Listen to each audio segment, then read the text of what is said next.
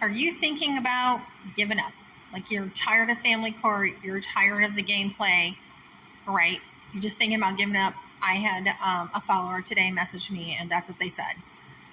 And they were just exhausted, they just can't handle seeing their kid for the weekend and then their kid going back. And, I remember those days. Okay, so I would take a break. I can't do this anymore. I'm going to take a break. I don't want to do this.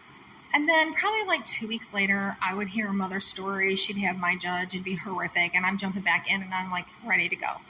I tell people all the time, Jesus took 40 days in the desert and rested. Take 40 days if you need to, right? I've been doing this a long, long time. I've taken so many breaks and so many rests, and you need to. And if you need to, you can seek therapy. I would suggest that. But you also have to remember a lot of the therapists don't understand what's going on in family court. You can send them here to my page. I would actually send them to LinkedIn. So I went to LinkedIn thinking I need to educate these professionals and get them up on what's going on in family court. And I was shocked because one, LinkedIn has now become a very professional site, which I'm pretty impressed with. And two, the people on there that are, professionals know what's going on. So that was pretty great.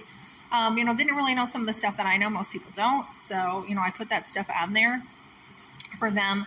And so you can always go over there. I'm just amazed at the professionals over there. And it's not just the U.S. on that site. It's like you're hearing from people from Australia, from London. It's kind of amazing.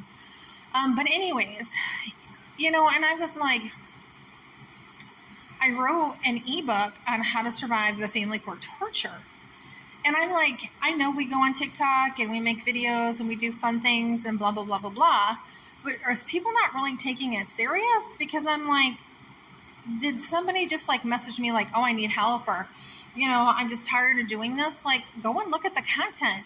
I have stuff on there about the ebook that I wrote, and I use a crisis military guide. So if you are in crisis and you're thinking about giving up and, you just can't do this crap anymore, well, why aren't you getting my How to Survive the Family Court Crisis, the torture that you're going through? I don't understand. I'm a little bit frustrated lately. I guess, people aren't on the same page. I'm still hearing people talk about, coercive control and, he's fooling the judge and Darvo. And I don't know how many times I have to do videos saying that they're selling custody, that they're using torture techniques on mom to keep all eyes off them because they sold custody to an abusive father. I've got information on the law and how it is if a father sexually abuses his kids, how he can get custody of them. I'm explaining how judges are torturing. I pretty much have it down. I pretty much have it down step by step and pretty much how they're doing it, what they're doing now. And I'm like, to have messages like this, is nobody not going through my other videos and not seeing some of the things that I'm talking about? I kind of feel a little frustrated. I don't know. Maybe I should just be doing videos and looking cute and put makeup videos on and lip syncing to stuff, I guess. I don't know at this point because it just seems like nobody's listening to me. So anyways, if you are one of these parents and you are tired and exhausted and you feel like giving up, you have to remember you're being tortured. I talk about this. Okay, it's the whole reason I started the ebook on how to survive family court torture. I use a military crisis guide for this. I've been through it, and how I survived it is people are always amazed at how I survived it. So, I didn't realize I was doing a lot of the crisis stuff the book was even that the crisis manual was talking about. And then I just took my experience and plus being in mental health and used it to write this book. Okay, you guys?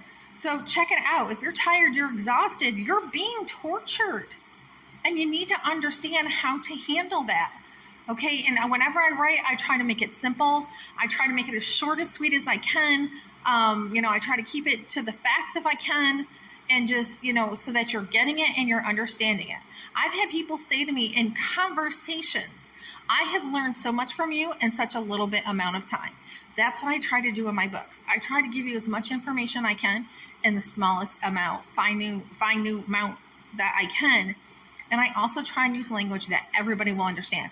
I don't care what your education level is. I want to meet the person that didn't even finish high school, didn't even finish. I want to meet that person. I want to get to that person. I wrote books for women in domestic violence on how to represent yourself. You know, when I go back and I read that, I can tell the state I was in by my writing. You know, and I thought, you know what, I'm not going to change it, because those are the women I'm trying to reach, and I'll be able to reach them better if I'm in the state that they're in. So I'm like, I'm not going to change it. I just kind of changed and upgraded some new things in it, and I just left it just specifically for that. So if you read it and it sounds kind of like crazy or whatever, that's why. Because it is literally meant for women who are in domestic violence, who have had to leave and take their kids, who's probably homeless, and now have to fight for custody of their kids. That's who it's written for, okay? So, you know, please watch my videos and learn and understand what I'm talking about. Because of this, I've decided the Non-Custodial Moms Day event that I'm having, I wanted it to, like, people hear us, to be able to have people hear us. But I think we need to get on the same page. So I think I'm going to change the event so that we all need to start getting on the same page.